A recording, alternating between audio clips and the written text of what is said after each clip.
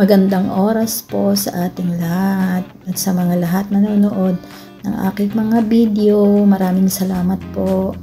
At I'm trying my best to do my voiceover, guys, to explain something about the video that I am making.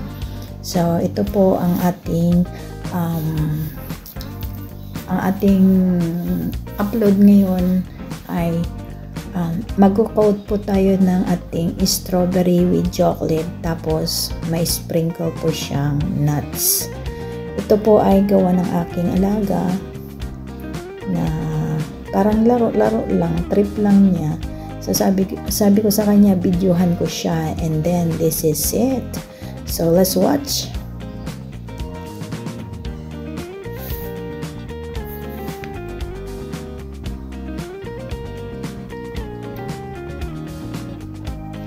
Ayan po guys, nag-start na po siya.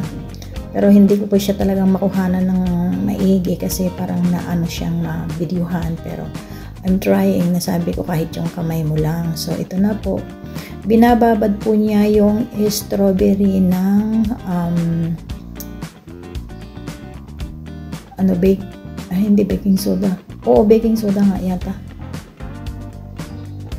Yan po. Para sabi niya, maalis daw yung mga anik-anik sa strawberry. Yan. Alam niyo naman ang mga Kaya yan, binabad niya yata yan ng 8 minutes. Sabi niya 8 minutes na ibababad siya. Tapos, ayan, hindi nagkasya yung dinagyan yung baking soda. Sabi niya, gusto niya yung parang magkakulay daw yung yung tawag doon, yung tubig. So, let's soak for like 8 to 10 minutes. Ito po iyon. At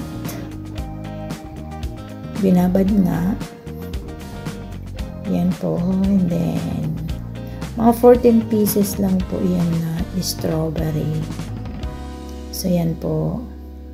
Gandang tingnan yung strawberry, no?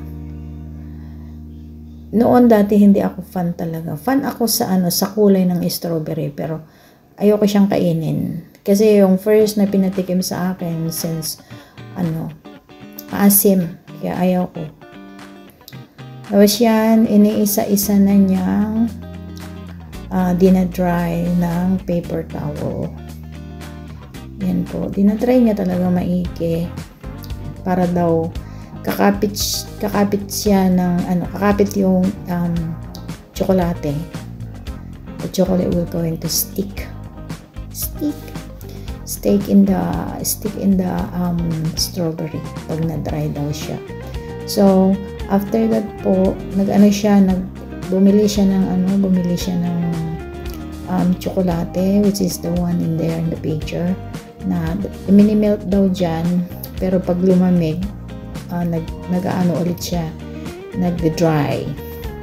So he's going to dry it one by one, piece by piece. I hope guys na like niyo po itong aking na-share ulit para sa content. Yan, content creator nga, diba? Kaya sabi ko sa alaga ko, I will make a video for it. So yan, dahan-dahan lang siya kasi medyo may pagkaano na yung strawberry, pero hindi ko alam kung bakit may puti-puti dyan sa may the very top. Ayan siya guys, diba ang ganda? Gandang tingnan. Pero pag kinain, for me kinakain ko ito yung hinahalo ko siya sa mga berries na lalagyan siya ng tawag doon, yogurt. Yan, imimelt na niya yung chocolate. I-melt niya dyan. Sabi niya kunti-kunti lang daw, pero nasakto din yung chocolate na nahulog yata doon. Kaya pala nag-melt doon sa Ayan guys. Mimelt niya. Ang bilis po niyan ma-melt pala. nagpainit ako ng tubig, tapos sabi niya lagyan daw ng ng mga coke, ng bowl, and then after that, she's going to put the chocolate, and then after that, linagyan niya ng konting ng oil. Kasi para daw ang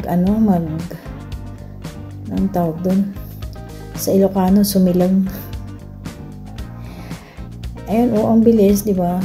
Bilis niyang mag-melt yung chocolate. Kasi for melting daw talaga yan. Di ko alam kung bakit niya naisipan na magawa ng ganyan. Kasi daw, February 14, sabi niya, kahit dalawa lang tayo, sabi niya. Parang lang, trip lang ba daw, sabi niya.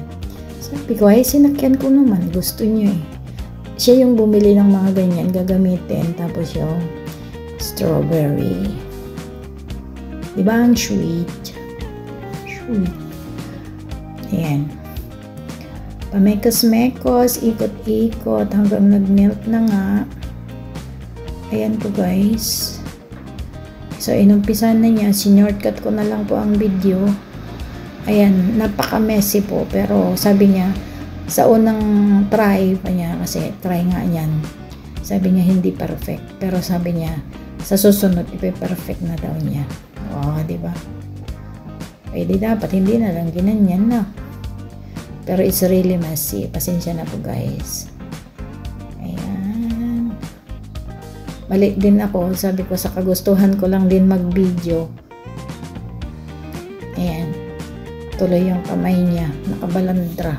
Hindi niya kasi maayos-ayos sa paglagay dun sa plato. Ayan.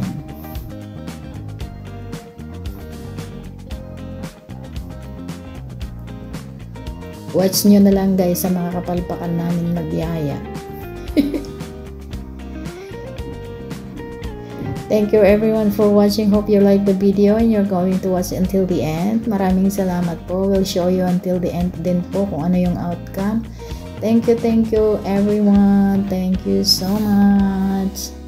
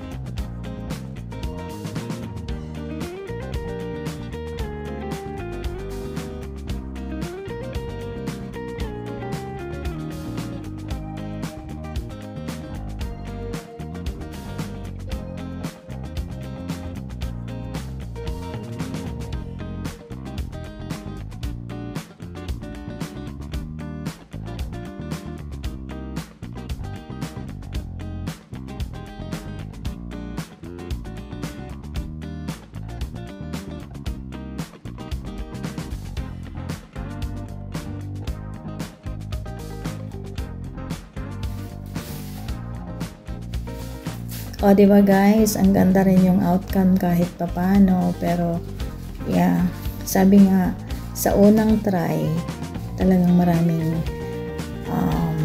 medyo hindi maganda. Palpak, ganun. Pero sabi niya, I will try my very best for the next time I'm going to make it. Sabi ko, may next time pa ba ako? Sabi ko, tsokolate iyan. Manana ba tayo ako? Sabi niya. Don't care everything. Don't care everything. Yan po guys. I hope na may na-share akong konting kagalingan ng aking alaga. Actually, magaling naman talaga siya. Then, ito na po yung ating mga palpak part. Ayan guys. Kung meron yung mga ano, magaling marunong maggawa ng ganitong thing, sabi niya is, syempre sabi niya sa una talagang palpak. Salamat po guys. Thank you everyone for watching. Loves you all. Watch till the end. Yan na po. Ni-sprinkle na namin sa top of the thing. Kasi second coated na po yan. First coat at saka second coat na po yan. So, medyo makapal-kapal na yung ano, yung tsokolate. Yan. Kasi linagay pa namin yung first coat, linagay namin siya sa ref, and then